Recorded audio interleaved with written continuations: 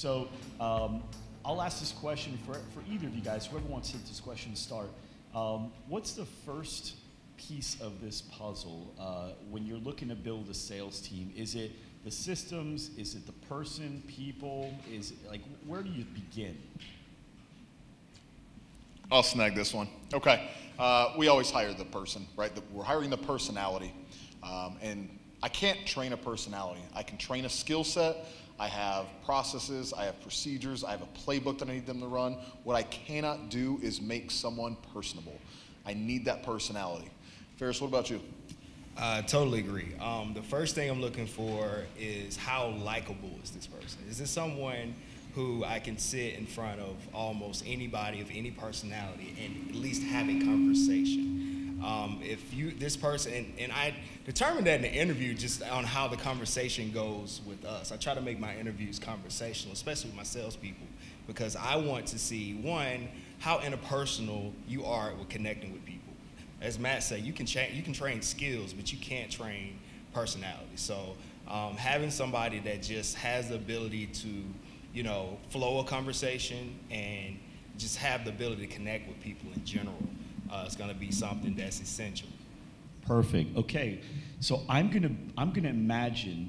help these guys out a lot with this next line of questions. Okay, I want you to imagine both of you guys just got stripped of your teams.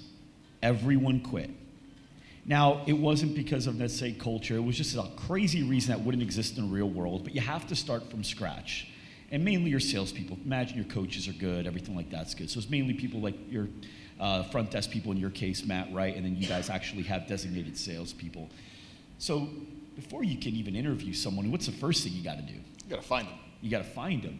So, well, you got like, let's say 2 weeks.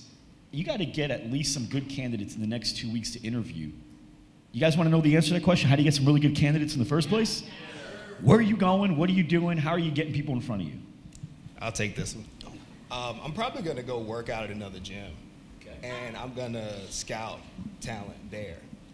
One, if I have a short period of time, I need someone that's already kind of in that environment that I can easily see how they interact with people and how they're doing. And at that point, it wouldn't be a disrespectful approach. I might just introduce myself and just ask them how they enjoy it. How would that look? I'm a trainer or I'm a salesperson at a gym, and I'm just walking around. You're watching me operate. You see me high-fiving members. I look likable to you, to other members in the way it's working. How do you begin that conversation, and how do you take that to the next step? Okay. Higher. Thank you. Hey, what's your name? Mike. Mike, I'm Pharis. Nice to meet you. Nice to meet you. Great, man. Listen, I've been working out over here, and I just see how you're interacting with people. You seem like you really, really love your job. I do, man. I really love fitness, and I know some of these members here for about a year and a half, and yeah, no, I do. I appreciate that. No, that's amazing. It's very rare that you find people that just love what they do, and I think it's amazing. Honestly, if you ever need anything, I actually manage a health club myself. If you ever need anything or anything you need help with, I would love to help you with that because I see you have a ton of potential. That's cool. What health club? X3 Sports. You ever heard of it? No, I haven't. Okay, great. Yeah. Have you never heard of it before? Actually, I would love for you to come work out there one day. Really? Yeah. I'll give you a guest pass. Where's the closest one to here? It's right in Atlanta. Yeah. Okay. Well. Yeah, I mean, that sounds good. You have a phone number? Yeah. Actually, I'll go ahead and book you for a class right now. What day works best for you, Monday or Tuesday? I can come, I can come tomorrow.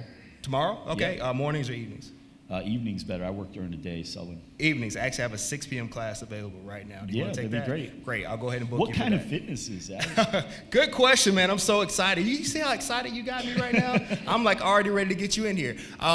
So we do a variety of different styles of fitness. We do boxing, we do kickboxing, we do Muay Thai, Brazilian Jiu-Jitsu, we do HIIT training, functional weight training. All that? Yeah, all of that. It's for you, like what do you work on when you work out? Honestly, right now, I'm actually looking for a few things to kind of keep me busy. I've been doing the same thing, I feel like, for the last 5 years, so one of them was Muay Thai. So Muay Thai, yeah. Well, listen, Actually, a Muay Thai class is at 6. Okay. Yeah, that time works for you? Yeah. Great.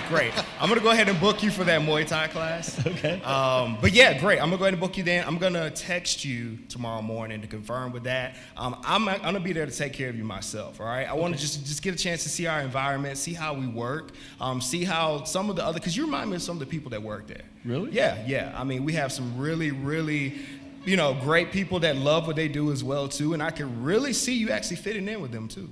Yeah, I appreciate it. That's really cool. Yeah. Awesome. Well, thank you, man. Oh, nice to meet you. I'll see you tomorrow at 6. All right. This guy good or what? Stand up. Hey, that would have got me there. That would have got me there. Okay, hold on. Really quick before we go, give me one takeaway. We got a catch box. Give me one takeaway. Something, one or two things you heard in there. What's that? Persistence. Yeah, but did it feel persistent? Did it feel pretty natural? Made me feel good about myself. What other? Nate, you got the catch box? Yeah, so one takeaway for me was I was always having trouble with what to say to somebody when I walk up to them in the gym or something like that. And especially as a guy, right? A lot of our employees are female. So a lot of times in the gym, as a guy, you walk up to a girl, they think you're trying to hit on them. But the way you said it, it's like, I would love to help you out, or, however you said it, that's the best way, because now you're saying, oh, I'll help you, I'm in the same industry as you. Oh, if you want, come take a class, and then you get them from there. I love that. I'm going to take that from you 100%. That was great. Round of applause for Pharis. Thank you, guys. Would you do that? Would you do anything different if I was female? No, I think it's pretty gender neutral. It's more about the person and their passion. Perfect. That can be displayed through any gender. Okay. So if you fit the qualities, and it's the same way with the position you're looking for. You're not looking for a specific gender for that role. So right. Can the person do the job? Do they have the qualities? Right. So it doesn't matter. Hey, go for it. Love it. Matt, what was your take on that? So one of the biggest takeaways here is starting with the compliment, right? And that's the best icebreaker in the world. Who doesn't want to receive a compliment? He says, hey, man, I've been around fitness a long time, and not many people have the same kind of energy or passion that you do for working out. Man, I've seen you train a couple clients. You are awesome. You think that person's walking away from your conversation at that point? They're like, tell me more. Tell me more. Keep it coming, right? Stop. I love starting with a compliment like that, 100%. And great job getting them booked in for that workout. I'd like to follow that up with the interview right after that.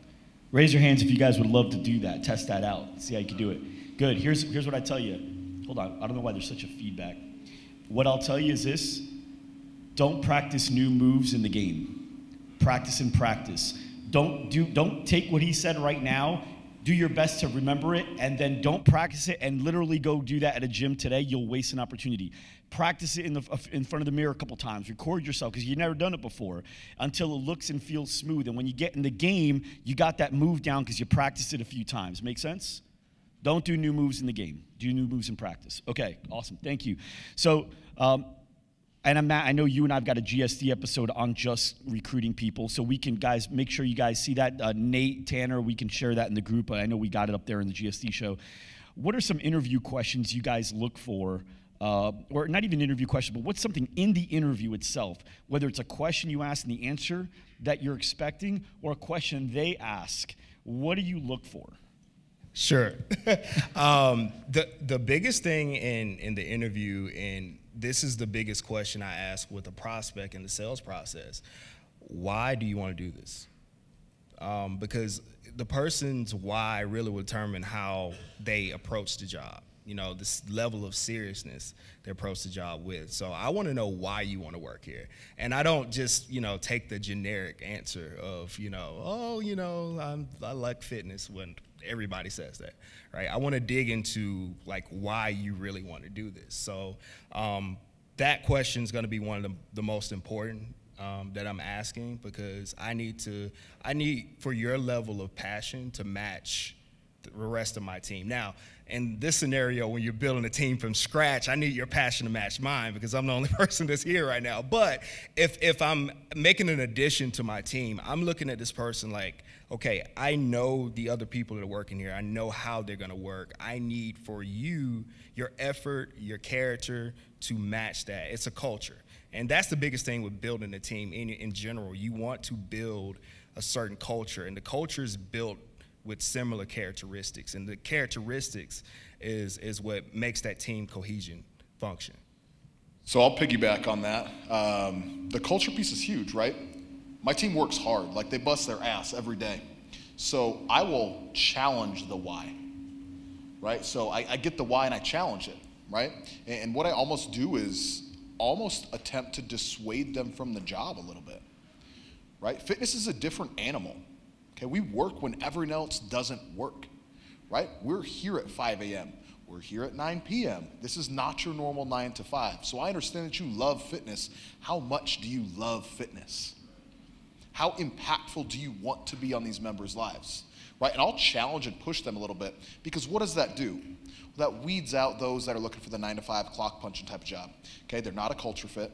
They're not going to stick around long. We know we don't have time, especially if we're starting from scratch, to invest in somebody, lose them, and start back over. I want to weed out those that are going to be weaker on my team, and I want to find the studs. So what we're going to do is we're going to open it up to some questions from the audience here. Is that okay? You guys can